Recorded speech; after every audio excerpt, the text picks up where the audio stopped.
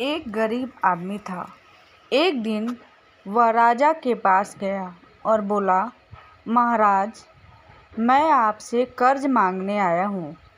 कृपया कर आप मुझे 5,000 रुपये दे दें। मैं 5 वर्ष के अंदर आपके रुपए वापस कर दूँगा। राजा ने उसकी बात पर विश्वास कर उसे 5,000 रुपये दे दिए। 5 वर्ष बीत जाने के बाद भी जब वह व्यक्ति ने राजा के 5,000 रुपये नहीं लौटाए, तब राजा को मजबूरन उसके घर आना पड़ा। लेकिन वह व्यक्ति वहाँ नहीं मिला। जब भी राजा वहाँ जाता, बहाना बनाकर उसे वापस भेज दिया जाता। एक दिन फिर राजा उस व्यक्ति के घर गया। वहाँ और कोई तो नहीं दिखा। एक छोटी लड़की बैठी थी। राजा ने उसी से पूछा, तुम्हारे पिताजी कहाँ हैं?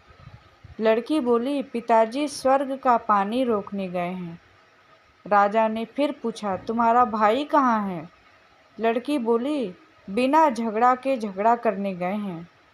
राजा के समझ में एक भी बात नहीं आ रही थी, इसलिए वह फिर पूछता है, तुम्हारी माँ कहाँ है? लड़की बोली, माँ 1 से 2 करने गई है।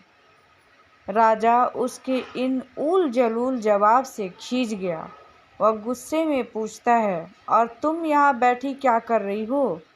लड़की हंसकर बोली, मैं घर बैठी संसार देख रही हूँ।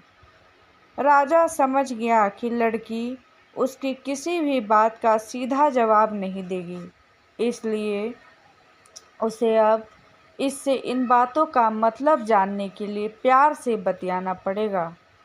राजा ने चेहरे पर प्यार से मुस्कान लाकर पूछा, बेटी, तुमने जो भी अभी अभी मेरे सवालों के जवाब दिए हैं, उसका मतलब क्या है? मैं तुम्हारी एक भी बात का मतलब नहीं समझ सका। तुम मुझे सीधे सीधे उनका मतलब समझाओ।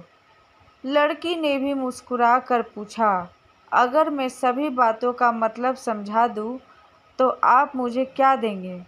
राजा के मन में सारी बातों को जानने की तीव्र उत्कंठा थी। वह बोला, जो मांगोगी वही दूंगा। तब लड़की बोली, आप मेरे पिताजी का सारा कर्ज माफ़ कर देंगे तो मैं आपको सारी बातों का अर्थ बता दूंगी। राजा ने कहा, ठीक है, मैं तुम्हारे पिताजी का सारा कर्ज माफ़ कर दूंगा। अब तो सारी बातों का अर्थ बता दो। लड़की बोली, महाराज, आज मैं आपको सारी बातों का अर्थ नहीं समझा सकती। कृपया कर आप कल आइए, कल मैं ज़रूर बता दूंगी। राजा अगले दिन फिर उस व्यक्ति के घर गया। आज वहाँ सभी लोग मौजूद थे। वह आदमी, उसकी पत्नी, बेटा और उसकी बेटी भी। राजा को देखते ही लड़की पूछी, महाराज, आपको अपना वचन याद है ना? राजा बोला, हाँ, मुझे याद है। तुम अगर सारी बातों का अर्थ बता दो तो मैं तुम्हारे पिताजी का सारा कर्ज माफ़ कर दूंगा। लड़की बोली, सबसे पहले मैंने यह कहा था कि पिताजी स्वर्ग का पानी रोकने गए हैं। इसका मतलब यह था कि वर्षा हो रही थी और हमारे घर की छत से पानी टपक रहा था। पिताजी पानी रोकने के लिए छत को छत बना रहे थे। यानी वर्षा का पानी आसमान से गिरता है और हम लोग तो यही मानते हैं कि आसमान में ही स्वर्ग है। बस पहली बात का अर्थ यही है। दूसरी बात मैंने कही थी कि भैया बिना झगड़ा के झगड़ा करने गए हैं। इसका मतलब था कि वे रेंगनी के कांटे को काटने गए थे। अगर कोई भी रेंगनी के कांटे को काटेगा तो उसके शरीर में जहाँ तहाँ कांटा गड़ ही जाएगा। यानी झगड़ा नहीं करने पर भी झगड़ा होगा और शरीर पर खरोंचे आएंगे। राजा उसकी बातों से सहमत हो गया। वह मन ही मन उसकी चतुराई की प्रशंसा करने लगा। उसने उत्सुकता के साथ पूछा, और तीसरी चौथी बात का मतलब बेटी?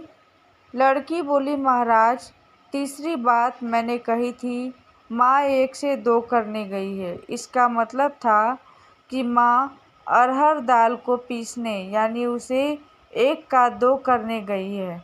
अगर साबुत दाल को पीसा जाए तो 1 दाना का 2 भाग हो जाता है, यानी यही था 1 का 2 करना।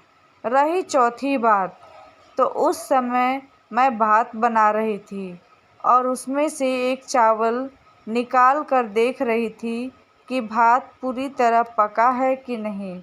इसका मतलब है कि मैं एक चावल देखकर ही जान जाती कि पूरा चावल पक गया है कि नहीं, अर्थात चावल के संसार को मैं घर बैठी देख रही थी। यह कहकर लड़की चुप हो गई। राजा सारी बातों का अर्थ जान चुका था। उसे लड़की की बुद्धिमानी भरी बातों ने आश्चर्य में डाल दिया। फिर राजा ने कहा, बेटी तुम तो बहुत चतुर हो, पर एक बात समझ में नहीं आई कि यह सारी बातें तो तुम मुझे कल भी बता सकती थी, फिर तुमने मुझे आज क्यों बुलाया? लड़की हंसकर बोली, मैं तो बता ही चुकी हूँ कि कल जब आप आए थे तो मैं भात बना रही थी। अगर मैं आपको अपनी बातों का मतलब समझाने लगती तो भात गीला हो जाता या जल जाता, तो माँ मुझे ज़रूर पीटती। फिर घर में कल कोई भी नहीं था। अगर मैं इनको बताती कि आपने कर्ज माफ़ कर दिया है तो ये मेरी बात पर विश्वास नहीं करते। आज स्वयं आपके मुंह से सुनकर कि आपने कर्ज माफ़ कर दिया है, जहाँ इन्हें इनका विश्वास हो जाएगा वहीं खुशी भी होगी। राजा लड़की की बात सुनकर बहुत ही प्रसन्न हुआ। उसने अपने गले से मोतियों की माला निकाल उसे देते हुए कहा, बेटी यह लो अपनी चतुराई का पुरस्कार। तुम्हारे पिताजी